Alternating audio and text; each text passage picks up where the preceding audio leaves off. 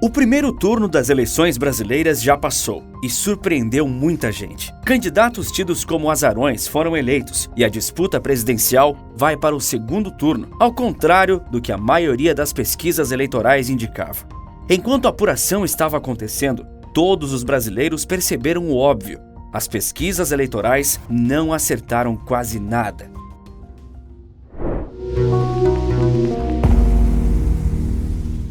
Época de eleições sempre deixa o país à flor da pele e não se fala em outra coisa além disso. Algumas forças políticas sempre saem por cima, outras acabam com a imagem arranhada. Mas não é preciso ser nenhuma força política para ter ficado com a imagem bem prejudicada após o primeiro turno dessas eleições. Os institutos de pesquisa de intenção de voto estão aí para provar isso. Não há reputação que sobreviva a falhas tão grandes. E eu nem sequer estou falando do que aconteceu na disputa presidencial, onde uma parte da população ficou bastante surpresa. Essas falhas ainda foram menores que as falhas nas encontradas para os cargos do Congresso, dos governos e de deputados estaduais. Datafolha e IPEC, o antigo Ibope, são os dois maiores institutos e suas pesquisas repercutem em cada canto do Brasil. Aliás, a palavra instituto não é a mais adequada para se referir a muitos dos realizadores de pesquisas. Isso porque institutos realizam serviços para fins científicos ou filantrópicos. Muitas dessas instituições são, na realidade, empresas. Empresas de pesquisa que vendem pesquisas. Muitas pesquisas são encomendadas e seu preço varia entre 80 e 300 mil reais. Como qualquer empresa, elas precisam lucrar. Então, se o que essas empresas vendem são pesquisas eleitorais, por que elas não fornecem um serviço de excelência? E por que a demanda por pesquisas de intenção de voto não cai uma eleição para outra, depois dos resultados desastrosos que nos são apresentados todos os anos? Para tentar chegar a alguma conclusão que faça sentido, primeiro é importante entender para que servem as pesquisas eleitorais e por que elas são tão importantes.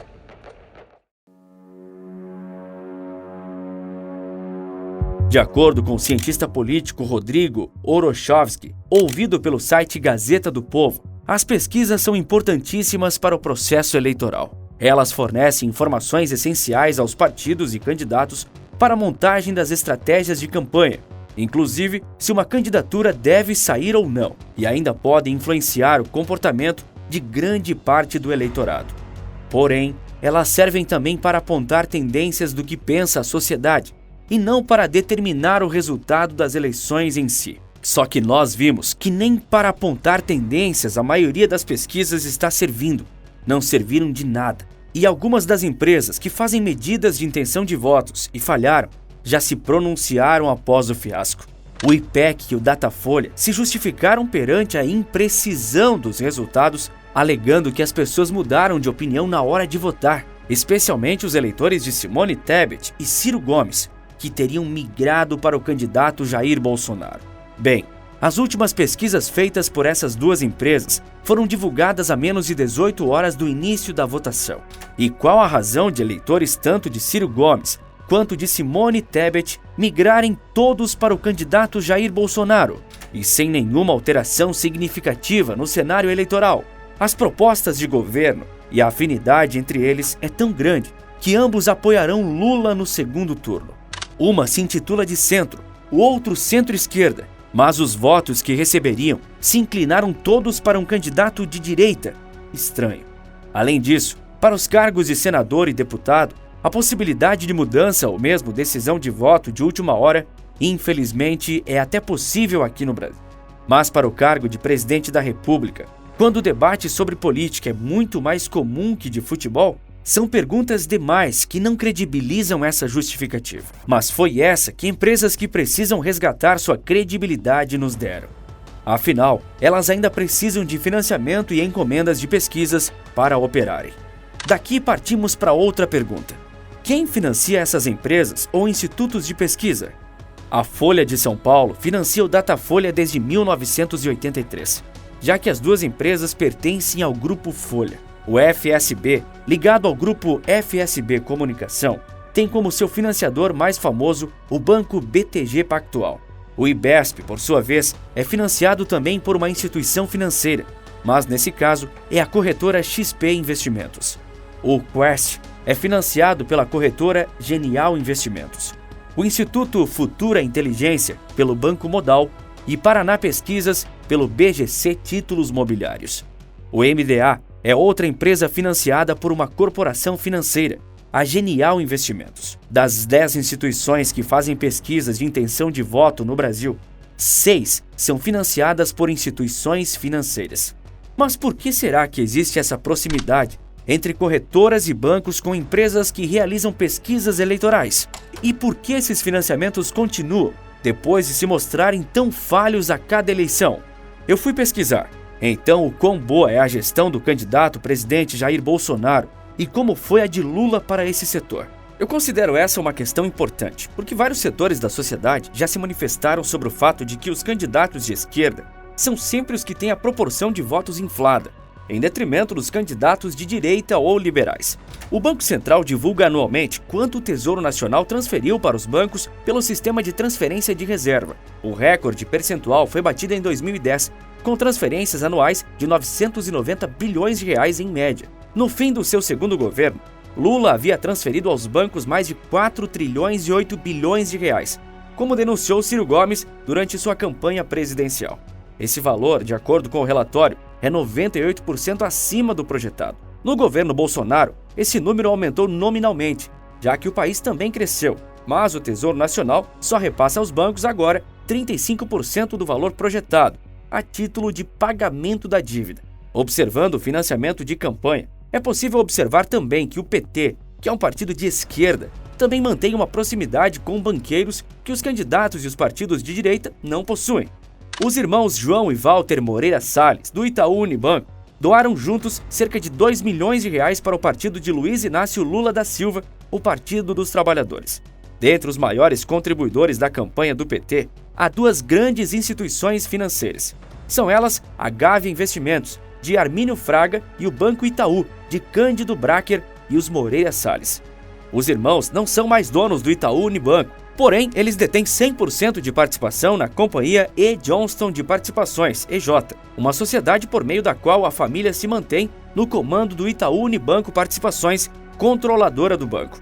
Os grandes doadores para a campanha de Jair Bolsonaro são 2 produtores rurais, Oscar Servi e Odílio Balbinotti. Outro fato muito comentado nesses dias e que merece esclarecimento é que o advento do Pix não causou prejuízos aos bancos.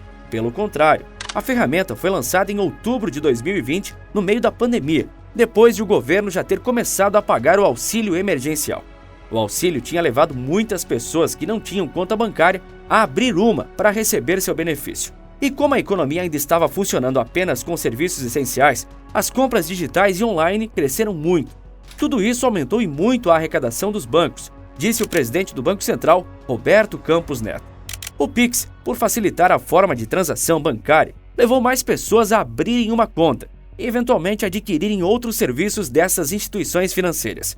Contudo, seria leviano da minha parte fazer qualquer associação entre bancos, partidos, candidatos e manipulação de resultados. Não encontrei nenhum documento que ligasse pessoas a instituições de forma inapropriada, para que fosse possível comprometer qualquer pessoa. Pretendo, sem nenhum compromisso com nenhuma das partes envolvidas, te ajudar na compreensão do que realmente acontece por detrás do universo das pesquisas eleitorais no Brasil, e a separar o que há de falso e o que há de verdadeiro nas teses que passaram a circular no país a partir do dia 4 de dezembro. Mas o que não é meu papel seria fazer qualquer juízo de valor, qualquer condenação de uma das partes. Isso seria, no mínimo, leviano da minha parte. O segundo turno das eleições presidenciais e para governadores está chegando. Será no próximo dia 30 de outubro. E as pesquisas eleitorais para essa última rodada já começaram a sair. O IPEC, que teve sua imagem tão desgastada, já publicou que o candidato Luiz Inácio Lula da Silva, que saiu vitorioso no primeiro turno, tem 51% das intenções de voto para o segundo, enquanto Jair Bolsonaro tem 43%. A questão que fica é, agora, quem vai acreditar nessa pesquisa? Ou em qualquer outra? Não importa qual a ideologia política ou candidato favorito, todos os brasileiros ficaram bem desapontados com o desvio grotesco cometido pelas sondagens. E agora, nem gregos nem troianos acreditam mais nelas. A população enxergou que a margem de erro com quem trabalham as empresas de pesquisas eleitorais já foi rompida.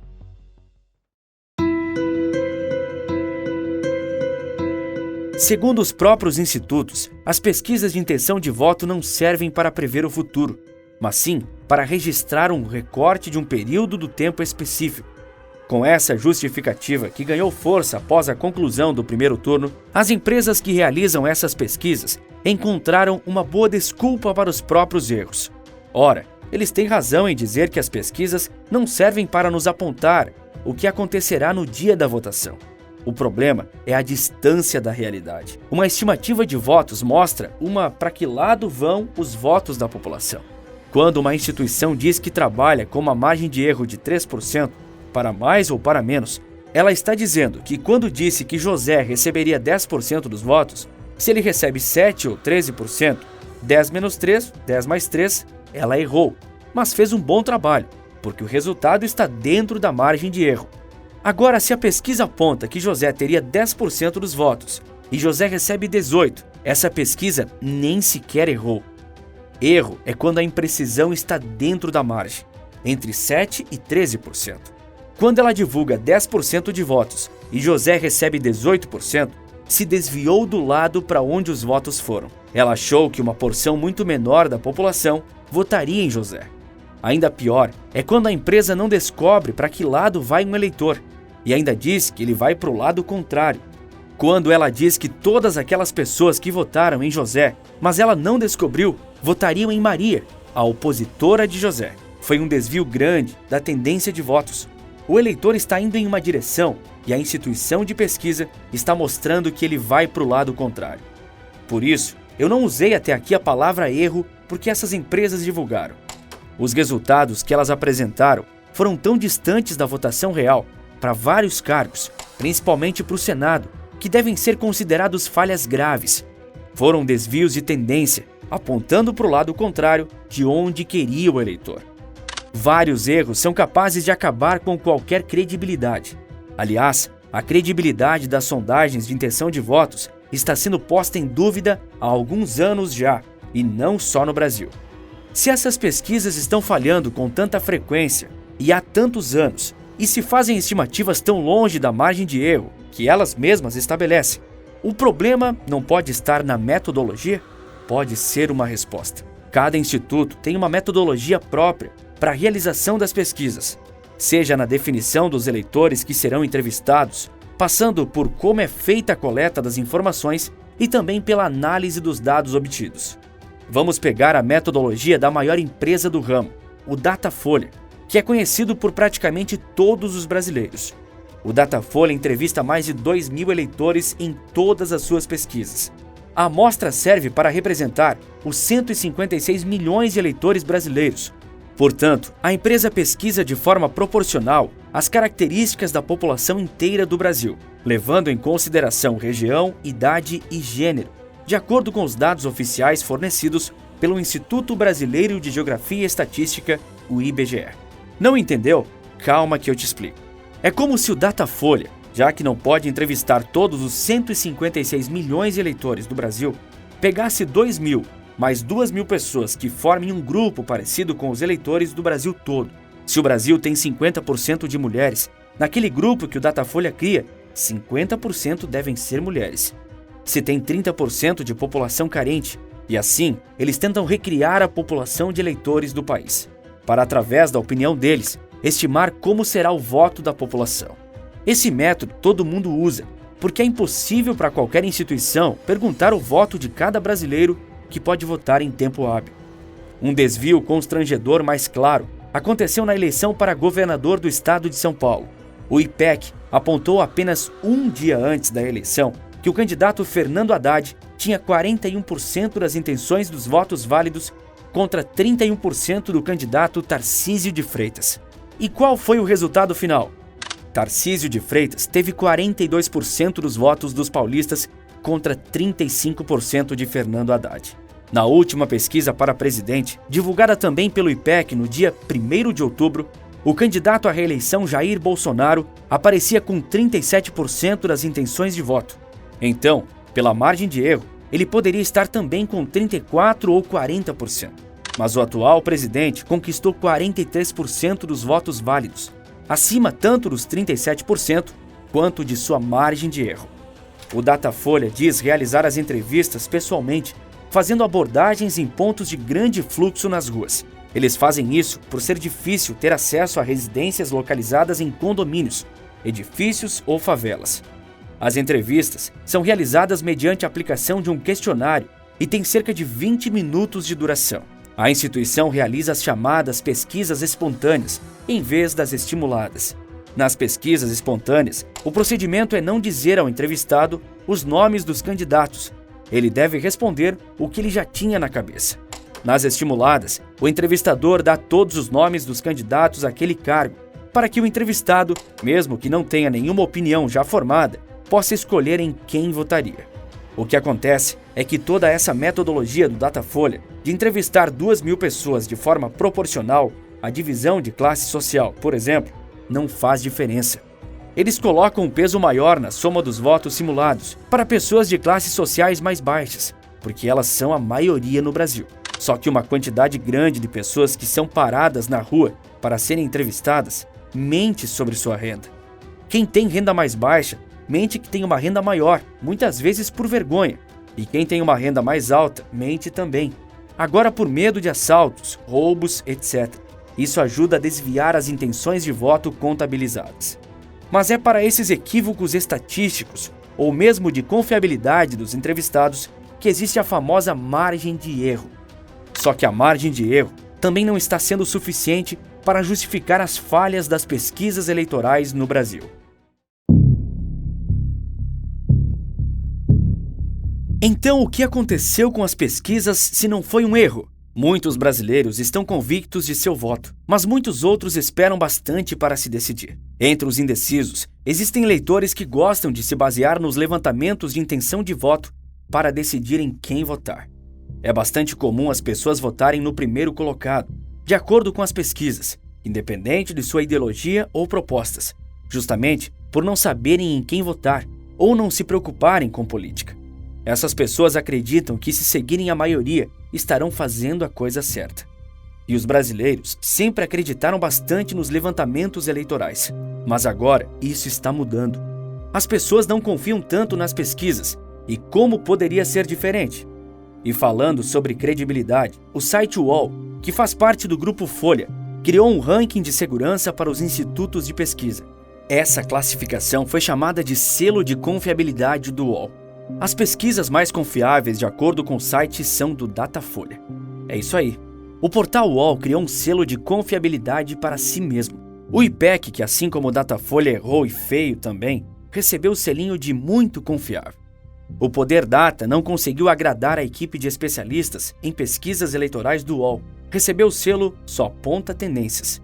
Contudo, eles foram a segunda empresa que mais se aproximou dos resultados das eleições. Outro fato curioso com relação a esse ranking é que o UOL deu a Paraná Pesquisas o selo de controvérsia. Ela recebeu 0 em todos os quesitos que faziam parte da avaliação dos especialistas e ficou no último lugar para os especialistas do UOL.